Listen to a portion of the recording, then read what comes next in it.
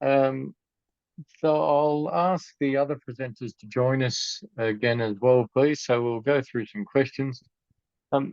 Really interesting observations there, Brendan. I think with each of the control programs that we've seen, we've got long-term programs that either the organisations or the officers involved have been able to, over a longer period, use short-term funding, commitments from different areas, and manage that ongoing program. And I think that really highlights the importance of the IPM approach that Damien and Sheridan were talking about at the start.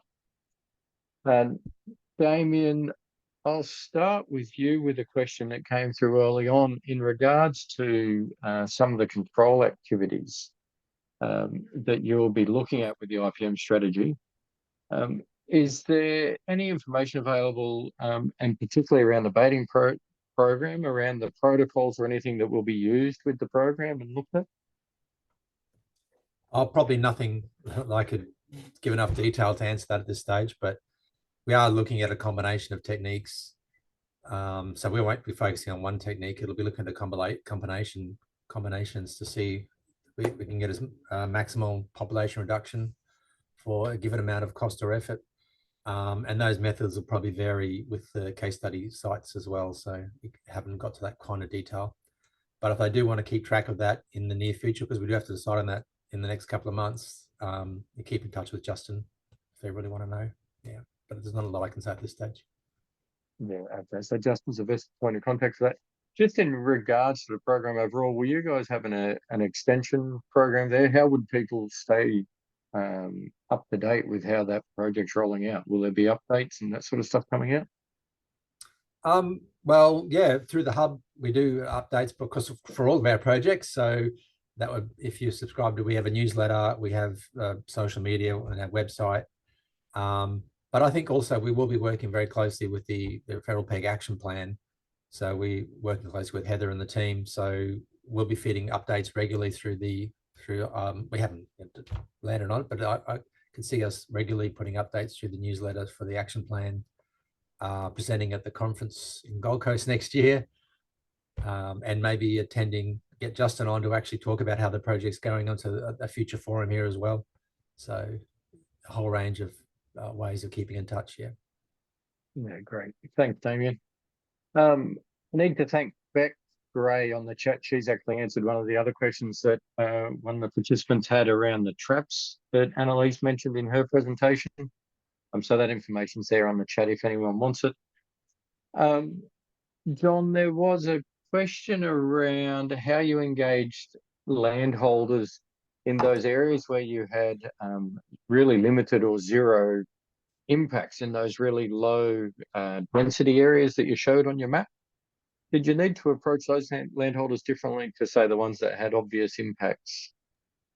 Yeah, we did, because we didn't really have anything to go in with. Actually, yeah, that's right. So that's where we used our champions, the neighbours that did have the big problems, and we used them as our spokesperson, I guess, if you like,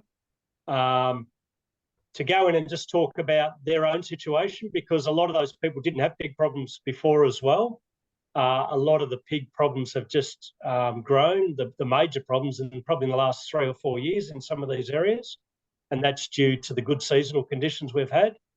So we've used those champions to support us, and it actually carries a lot of weight when you go in, when it's a neighbour or someone down the road that everyone knows that can talk about their own situation. So that's how we've approached it, and that works really well. Yeah. So saying that you may not have a big problem now, but in 2 or 3 years, you probably will. Now's the time to jump on it. Carries a lot of weight coming from someone that's been in that situation. Yeah. Okay. One of the questions I had, you mentioned one trap site in particular there that was really effective, and you said that that was in a corridor you'd work out over time. How do you identify the corridors, or how do you identify where you're going to put your traps for the best impact? Yeah, it's a good question, John. It's not always what you think with feral pigs. Having cameras set up initially is probably our monitoring tool. So generally speaking, that is a creek system that runs off a main watercourse. So it's an ephemeral creek system. It's not a permanent creek system. The water comes through only at high river times and floods through that. We didn't actually expect that to be a big corridor for feral pigs ourselves. We put reconics cameras up about every 5 kilometres through that system, and we monitored that for about 12 months. And that information, that was really surprising. Not only were we seeing different mobs of pigs, but we're also seeing the same mobs 10 or 15 kilometres apart. So we knew they were traversing that system. You'd see one that had black spots or white spots, or a ginger one that was really identifiable that you knew had been somewhere else. So they were using that as a corridor. And I think they were using those spots because they weren't heavily impacted by people. They were ephemeral systems that didn't have a lot of human activity. So that's why the pigs were there. But it was a big surprise for us, John, that one site just keeps delivering feral pigs, which is good and bad. It's good and bad, but at least we're getting the pigs. So before, no one was touching them and they were breeding. And I could only imagine what would have happened after these last 2 years of significant breeding events if we weren't doing what we're doing. It'd be a serious problem. Yeah. Yeah, okay. Thank you very much, John. Yeah. I won't go through any more questions there. We're on time now, so any of the questions that haven't been answered will be addressed and put on the website with the recordings, all of today's presentations. Just a reminder, there are some fact sheets on the website as well, so if people are looking or interested in things like camera monitoring and placement and trap usage, that sort of stuff, please go onto the fact sheets on the website. I'd like to thank all of the presenters. Look, the time and effort that goes into doing the presentations obviously is something that you take out of your day, and we really appreciate it. And I know from the questions and from the ongoing participation that the people participating in the forum really appreciate it. So thank you very much for that. Thanks to all of the participants in today's forum. If you do have ideas, if you would like to present, please feel free to get in touch with Heather. As I said, the presentations will be available on www.feralpigs.com.au. And I'd also like to just take a quick moment to thank my colleagues on the implementation committee.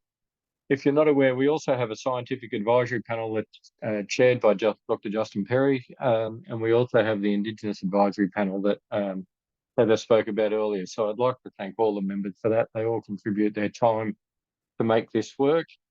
We will be holding another forum in a few months' time, so keep an eye out for the details on that. Heather will send those details around with the updates.